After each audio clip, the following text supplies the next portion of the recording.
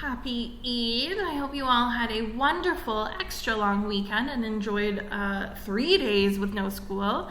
So in order for me to hear about your awesome weekends, because I'm sure your weekends were much more exciting than mine, today you are going to be choosing one way to tell me about it, okay?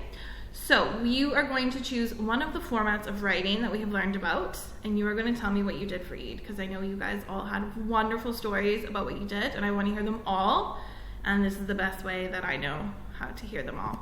So you are going to choose one or more, if you want, ways to do your writing, okay? You can do it as a piece of informational writing.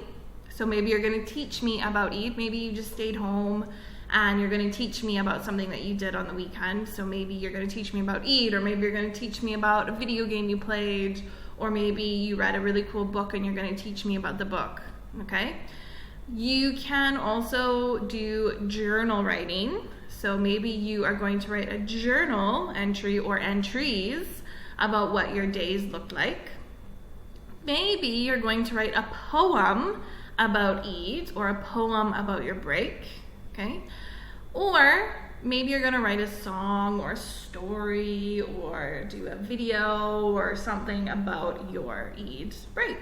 So you have a few different choices, but we are going to review the rules for each piece of writing, and then we'll talk about the option 4, which is choice. So remember that for informational writing, you need a topic sentence, at least 3 different facts about the topic, and then a closing sentence that links back to your topic. So remember that we've done informational writing when we wrote about Peru. We also did informational writing at the start of the year when we talked about rocks, and we've done informational writing on our animal reports, okay? So remember that informational writing uses facts to teach you about something. So it's non-fiction writing, okay?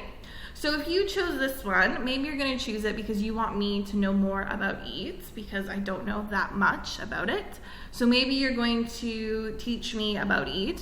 Maybe over the weekend you went someplace that was really cool, like maybe you went to Hada Dam, okay? And maybe you're going to teach me about Hada Dam. Maybe you went to a really cool old fort, or on a hike, or just a really cool place, and you want to teach me about it. You can use informational writing to do that, okay? So this is a good choice maybe if you didn't have a super fun weekend, or you just didn't go anywhere, or you went someplace that was really cool and you want me to know more about your trip, okay? So that's option 1, informational writing. Option 2 is to do a journal, and that is where you talk about your day and what happened, okay? So you're gonna tell me as a journal entry what you did about your day. So remember, for journals, you need to have the dates, okay? A title. You need to have details, so use wow words and adjectives and write about everything that happened in detail, okay? I wasn't there on your weekend, so I don't know what happened. So you need to tell me in as much detail as you can so I can imagine that I was there with you, okay? And then you need to share your opinion, which is just how you felt, what was your favorite or least favorite part, okay? Now you can write a journal entry for every day that you were on holiday. You can write a journal entry for every other day. You can write one journal entry for your whole trip. It's up to you. Depends on how much writing you feel like doing if you choose the journal option, okay? If you want, you can also do an informational writing piece and a journal writing piece. So you can do as much writing as you want or as little as you want, okay? Next up, we have poetry as an option. So you can write a poem. So remember that we've done acrostic poems, haiku, or cinquin poems. So if you choose to write a poem, remember that you need to follow the rules of the poem, okay?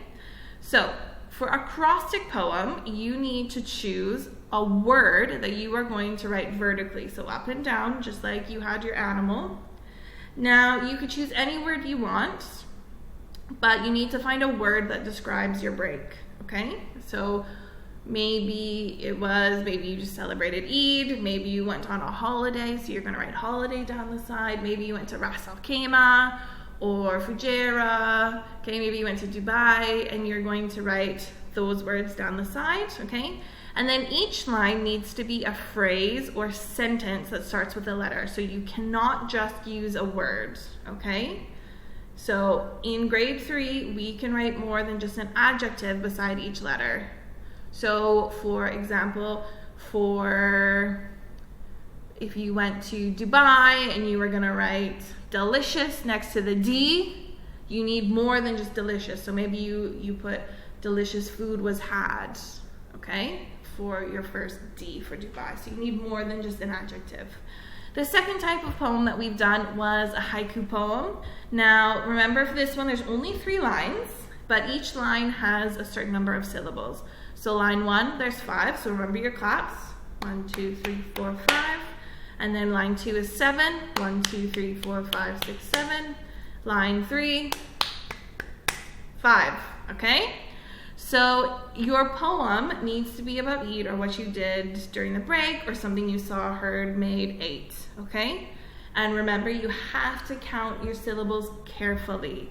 So remember, you can use your chin when it goes down, that's 1 syllable, okay?